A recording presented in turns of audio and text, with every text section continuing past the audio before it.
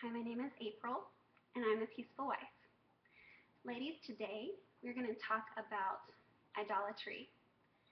This is actually one of the worst sins if God were going to rank sins. It's the first commandment, breaking the first commandment, putting things above God, making other things more important to me than Jesus in my life. The Catechism of the Catholic Church states that idolatry not only refers to false pagan worship, but man commits idolatry whenever he honors and reveres a creature in place of God.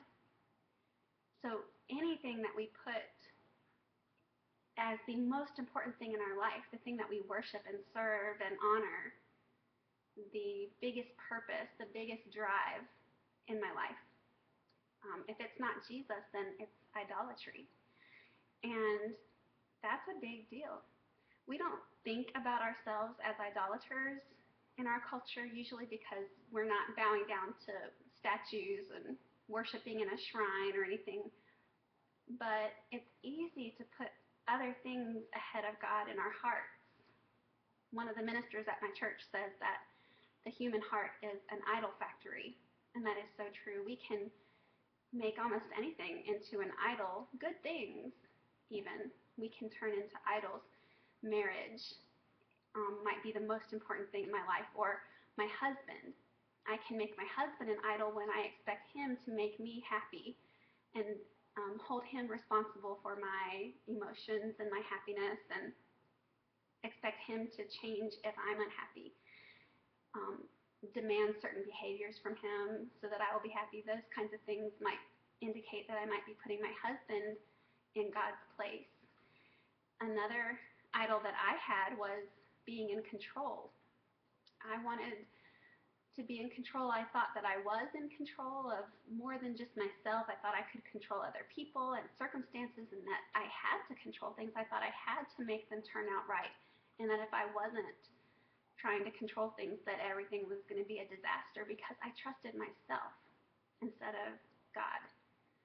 And that's a really stressful thing to do, to put yourself in the place of God and try to make things work out right when you aren't God. I mean, I didn't consciously think, oh, I'm God and I'm sovereign, but that's how I lived. I learned that when I was just 5 years old, that I had a lot more control than I really did. And I thought of God as being so small and me as being so big and powerful, and I had it backwards. So I had myself as an idol and being in control. Another way you can tell what your idol is to look at your fears. If you are very afraid of something, a lot of times that is the opposite of your idol.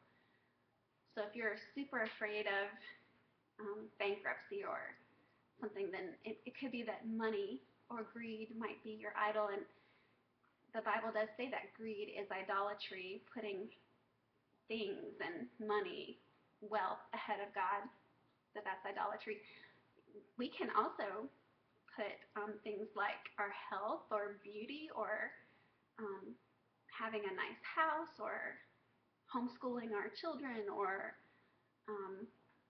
pleasure, safety, all kinds of things we can put in our hearts above Christ.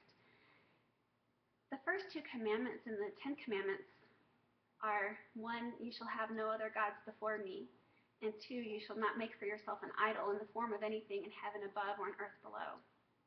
So you shall not bow down to them or worship them, for I, the Lord your God, am a jealous God, punishing the children for the sin of the fathers to the 3rd and 4th generation of those who hate me, but showing love to 1,000 generations of those who love me and keep my commandments. God really hates idolatry because he is the only one that deserves our worship. He's the only one that's worthy of our praise. He's the only one that should be in that place of worship in our hearts. And there were many times in the Old Testament where God severely punished nations, including Israel, for idolatry. So there can be really serious consequences for nations and for individuals when they put other things ahead of God. Respect in marriage relates to our relationship with God. In Ephesians chapter 5, verses 22 through 33, that's God's pattern, his design for marriage, and the whole purpose of marriage. The biggest purpose for marriage is to display the relationship between Christ and the church.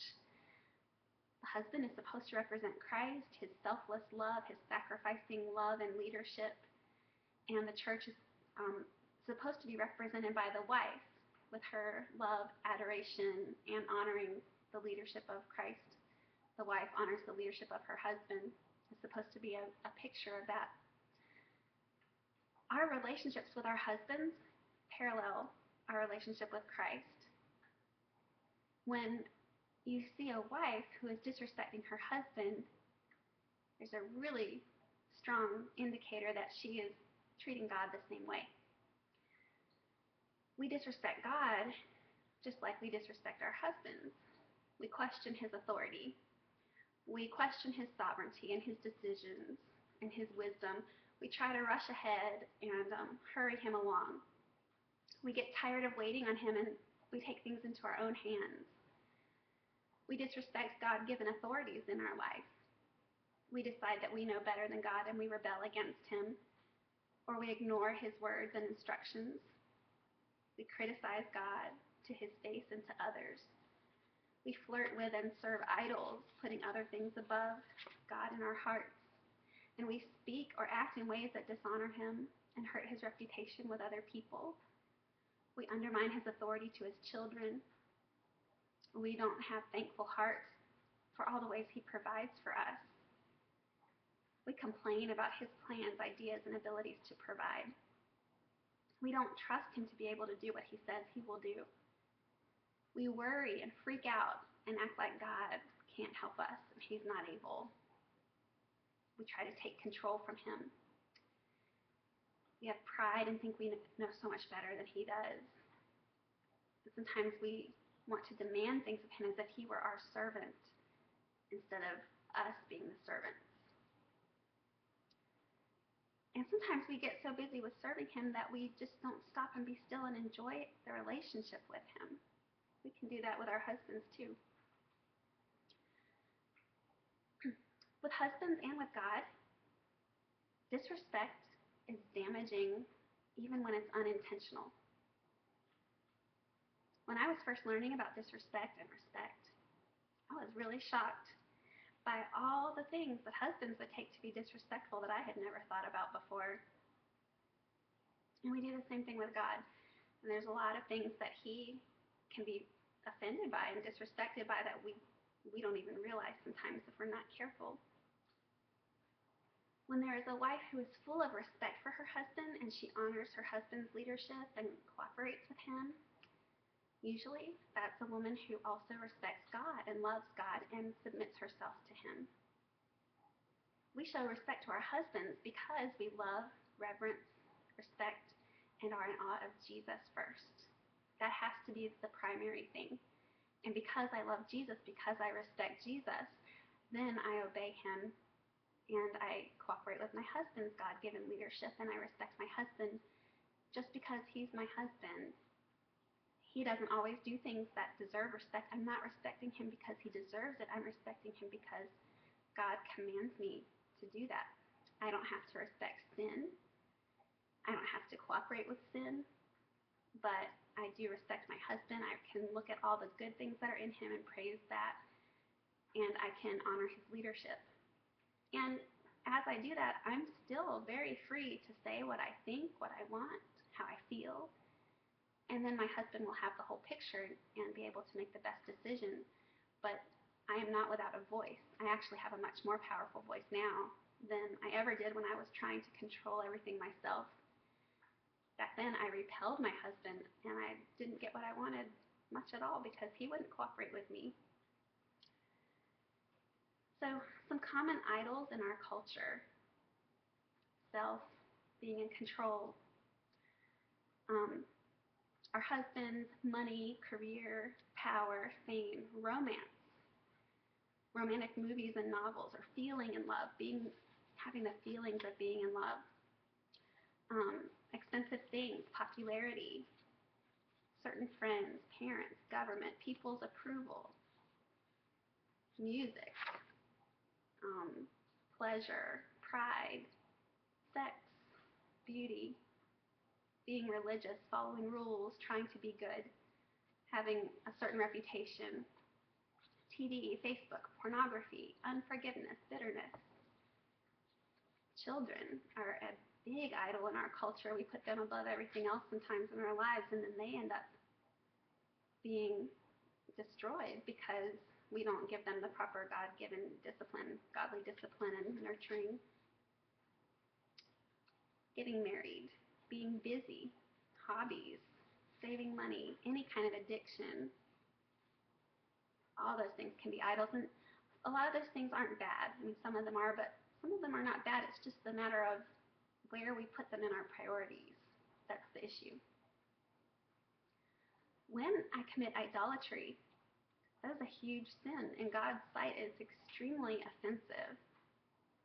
And I didn't even realize I was doing it. And I think a lot of us have idols and we don't notice, but we can look at our lives and see sometimes the fruit of idolatry, and that might help us to wake up to see what we're doing. The fruit of idolatry, pride, and sin is fear, because if I'm trying to control things I actually can't control, that's quite scary. And I'm not trusting God. And I only have God's peace when I have His Spirit. And if I'm cherishing idols in my heart, I sure won't have God's Spirit. Lost connection and intimacy with God. Constant anxiety and worry. Discontentment. God will never let me be content with idols. Thank goodness.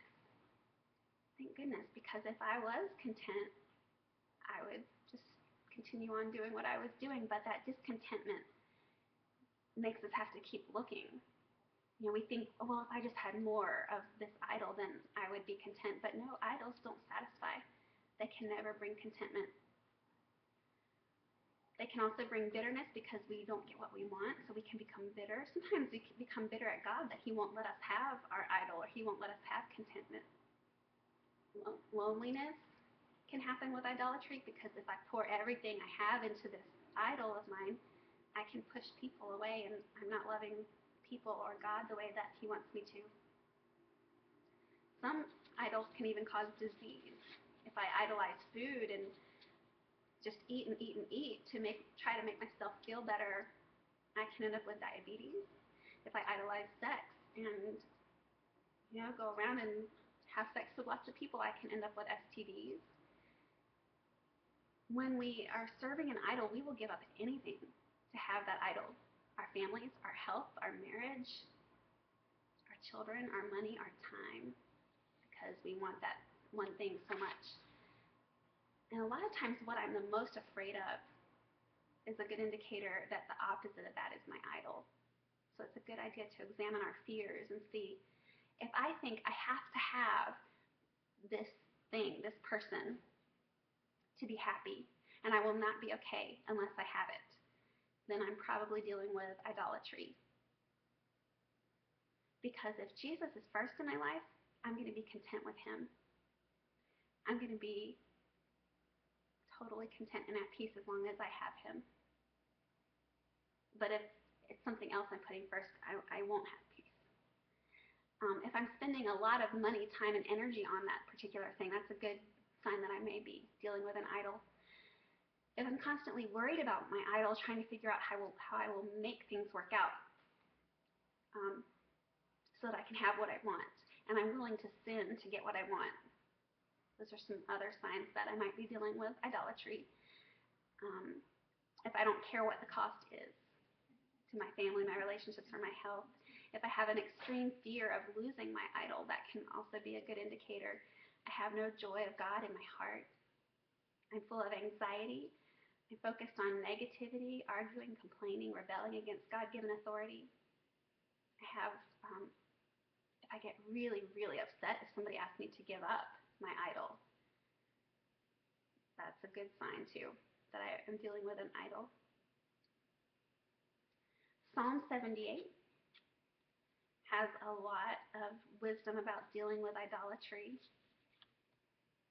how we should remember God's deeds from long ago, meditate on his works and his word, and put him far, far above anything else in our lives. And really, to get rid of idols, you have to tear them completely out by the root. You have to I had to write down every fear I had and decide, is God really big enough to handle this? Can I really trust him? Is God really who he says he is? And then I had to get to the point that I believed, yes, he is. And I can trust him. And then when I let go of those idols, all of a sudden this weight came off of me and God's peace began to fill my heart and his joy. So worth it. It's painful at first to get rid of these things, but it's so worth it to put Jesus first. Spend time with God every day. Really seek him, really want to know him, and ask him to speak to you. Ask him to show you your sin. Focus on his holiness and his character. Praise him. Sing praises in your heart all day long to him. Teach your children about him. Obey his commands, even when it's hard, even when it's unpopular. Ask God to check your motives and to let you know if you have an ungodly motive in your heart.